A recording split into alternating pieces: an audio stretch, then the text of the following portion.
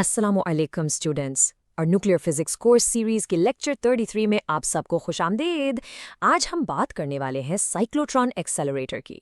आप इसे particle accelerators की दुनिया का एक छोटा सा पावर हाउस समझ सकते हैं। छोटा लेकिन बहुत ही ताकतवर। ओके, तो आज का हमारा सफ़र कैसा होगा? हम इस मशीन को 5 हिस्सों में एक्सप्लोर करेंगे। पहले हम देखेंगे कि साइक्लोट्रॉन इतना कॉम्पैक्ट क्यों है। फिर हम इसके काम करने के उसूल यानी फिजिक्स को समझेंगे। उसके बाद हम इस मशीन के अंदर झांक कर इसके पुर्जे देखेंगे। फिर आएगा सबसे मज़ेदार हिस्सा, एक पार्टिकल के सफ़र को ट्रैक करना। और एंड में हम इसके इस्तेमाल और इसकी लिमिट्स यानी हुदूद पर बात करेंगे। चलिए शुरू करते हैं पहले सेक्शन से, साइक्लोट्रॉन, एक कंपैक्ट एक्सेलरेटर। आप सोच रहे होंगे कि कंपैक्ट क्यों? देखिए, अगर आपको हमारा पिछला लेक्चर याद हो, हमने लीनियर एक्सेलरेटर्स या लाइनैक्स की बात की थी। वो पार्टिकल्स को एक सीधी लाइन में स्पीड अप करते हैं, लेकिन इसके लिए उन्हें कई बार मीलों लंबा होना पड़ता है। साइक्लोट्रॉन असल में इसी लंबाई के मसले का एक बहुत ही क्लेवर सा जवाब है। तो इन दोनों में फ़र्क क्या है? देखिए, बिल्कुल साफ है। लीनैक को आप एक लंबी सीधी रेस ट्रैक समझ ले, जबकि साइक्लोट्रॉन, जिसे अर्नेस्ट ओ लॉरेंस ने डिज़ाइन किया था, वो पार्टिकल्स को एक गोल घूमदार रास्ते पर दौड़ाता है। और बस यही इसकी जीनियस है। इसने लंबाई के प्रॉब्लम को गोलाई में बदल कर सॉल्व कर दिया। कितना स्मार्ट है ना? तो सवाल ये है कि आखिर ये करता कैसे है? इसके पीछे दो कुव्वतों यानी दो फोर्सेस का एक बड़ा ही स्मार्ट कॉम्बिनेशन है। पहली चीज़ है एक मुस्तकिल मैग्नेटिक फील्ड। इसका काम सिंपल है, पार्टिकल को डायरेक्शन देना, उसे एक गोल दायरे में घुमाना। और फिर आती है दूसरी कुव्वत, एक ऑल्टरनेटिंग इलेक्ट्रिक फील्ड। ये क्या करती है? ये हर चक्कर पर पार्टिकल को एक छोटा सा पुश, एक धक्का देती है, ताकि वो और तेज हो जाए।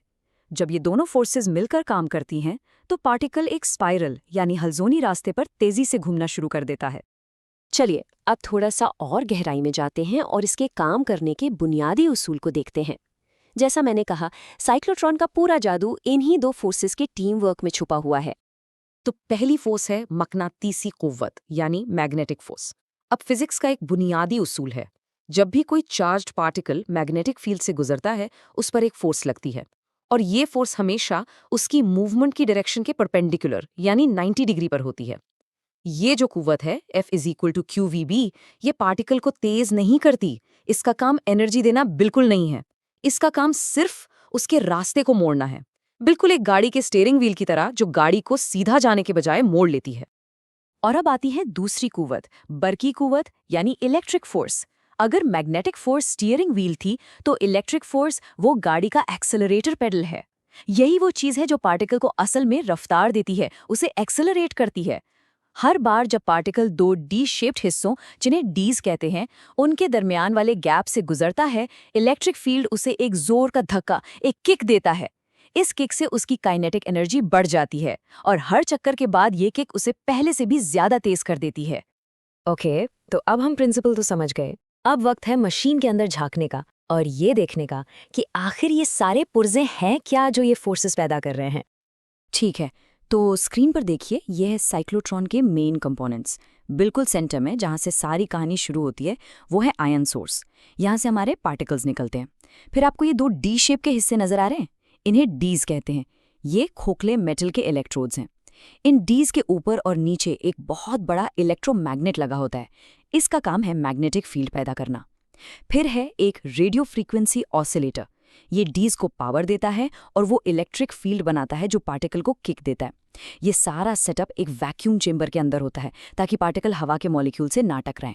और आखिर में जब पार्टिकल पूरी तरह एक्सेलरेट हो चुका होता है, तो एक डिफ्लेक्टर प्लेट उसे आराम से बाहर निकालकर टारगेट की तरफ भेज देती है। अब आते हैं इस लेक्चर के मेरे ख्याल में सबसे एक्साइटिंग हिस्से पर। चलिए एक सिंगल पार्टिकल का पीछा करते हैं और देखते हैं कि वो जीरो से हीरो यानी मरकज से निकलकर हाई एनर्जी तक कैसे पहुंचता है। तो सफर शुरू हुआ। स्टेप 1, आयन सोर्स ने सेंटर में एक पार्टिकल छोड़ दिया। स्टेप 2, पार्टिकल जैसे ही गैप में आता है, उसे इलेक्ट्रिक फील्ड से मिलता है पहला पुश। स्टेप 3, अब वो एक डी के अंदर दाखिल होता है, जहां मैग्नेटिक फील्ड उसे पकड़कर एक आधे दायरे में घुमा देता है। स्टेप 4, जैसे ही पार्टिकल घूमकर दूसरे गैप पर पहुंचता है, बूम, इलेक्ट्रिक फील्ड की पोलैरिटी फौरन बदल जाती है और उसे एक और धक्का मिलता है, लेकिन इस बार दूसरी डायरेक्शन में। और बस यही सिलसिला चलता रहता है, बार बार बार बार। हर धक्के से पार्टिकल और तेज होता है और तेज होने की वजह से उसका सर्कल थोड़ा और बड़ा हो जाता है और इस तरह वो एक स्पाइरल बनाता हुआ बाहर की तरफ जाता है। जब उसकी एनर्जी बिल्कुल टॉप पर पहुंच जाती है तो आखिर में डिफ्लेक्टर प्लेट उसे सिस्टम से बाहर निकाल लेती है। आप सोच रहे होंगे कि ये स्पाइरल आखिर बनता क्यों है? जवाब इस इक्वेशन में है, R=mv/qb। इसे गौर से देखें। रेडियस r जो है वो पार्टिकल की वेलोसिटी v के डायरेक्टली प्रोपोर्शनल है। इसका सीधा सा मतलब ये है कि पार्टिकल जितना ज्यादा तेज होगा उतना ही बड़ा सर्कल बनाएगा। और क्योंकि हम उसे हर चक्कर में इलेक्ट्रिक फील्ड से किक देकर तेज कर रहे हैं, इसलिए हर नया सर्कल पिछले वाले से बड़ा होता है और बस इसी तरह ये खूबसूरत सा स्पाइरल पाथ बन जाता है। लेकिन साइक्लोट्रॉन का सबसे बड़ा, इसका असली जादू इस इक्वेशन में छुपा है, F=qb/2πm। ये फ्रीक्वेंसी की इक्वेशन है। इसमें एक हैरानकुन बात है। देखिए, इस इक्वेशन में कहीं भी वेलोसिटी v या रेडियस r नहीं है। इसका मतलब ये है कि पार्टिकल के घूमने की फ्रीक्वेंसी इस बात पर डिपेंड ही नहीं करती कि वो कितना तेज है या उसका सर्कल कितना बड़ा है। वो हमेशा एक ही टाइम में अपना चक्कर पूरा करेगा, चाहे वो छोटा हो या बड़ा। इसका फायदा क्या है? हमें इलेक्ट्रिक फील्ड की टाइमिंग को बार बार चेंज नहीं करना पड़ता। हम उसे एक फिक्स्ड फ्रीक्वेंसी पर चला सकते हैं, बिल्कुल एक म्यूजिक मेट्रोनोम की तरह जो टिक टॉक करता है। और यही चीज़, यही रेजोनेंस कंडीशन इस मशीन को इतना सिंपल, एलिगेंट और पावरफुल बनाती है। तो आखिरी सवाल, हम इस मशीन से मैक्सिमम कितनी एनर्जी हासिल कर सकते हैं? जवाब इस फाइनल इक्वेशन में है। पार्टिकल की जो फाइनल काइनेटिक एनर्जी है वो बुनियादी तौर पर 3 चीज़ों पर डिपेंड करती है। पार्टिकल का charge q, magnetic field b कितना स्ट्रांग है और सबसे अहम मशीन का फाइनल रेडियस r कितना है। तो हिसाब बिल्कुल सीधा है। अगर आपको ज़्यादा एनर्जी चाहिए तो आपको एक बड़ा साइक्लोट्रॉन और एक ज़्यादा ताकतवर मैग्नेट चाहिए होगा। चलिए अब आखिरी हिस्से की तरफ चलते हैं। हमने देख लिया ये मशीन कितनी कमाल की है, लेकिन अब हम इसके असल दुनिया के इस्तेमाल और इसकी हुदूद यानी लिमिटेशंस पर बात करेंगे। आखिर कोई भी टेक्नोलॉजी परफेक्ट नहीं होती है ना? तो यहाँ एक अहम सवाल उठता है, अगर ये प्रोसेस इतना एफिशिएंट है और फ्रीक्वेंसी भी कांस्टेंट रहती है, तो फिर हम पार्टिकल को हमेशा के लिए एक्सेलरेट क्यों नहीं कर सकते? क्या चीज़ हमें रोकती है कि हम इसे रफ्तार देते ही चले जाएं जब तक ये रोशनी की रफ्तार तक ना पहुंच जाए? और इसका जवाब फिजिक्स की सबसे मशहूर थ्योरीज में से एक में है, आइंस्टाइन की special theory of relativity. Theory ये कहती है कि जब कोई चीज़ बहुत तेज़ रोशनी की रफ्तार के करीब ट्रैवल करती है तो उसका मास बढ़ना शुरू हो जाता है। अब ज़रा हमारी फ्रीक्वेंसी वाली इक्वेशन को दोबारा याद करें, F=qb/2πm।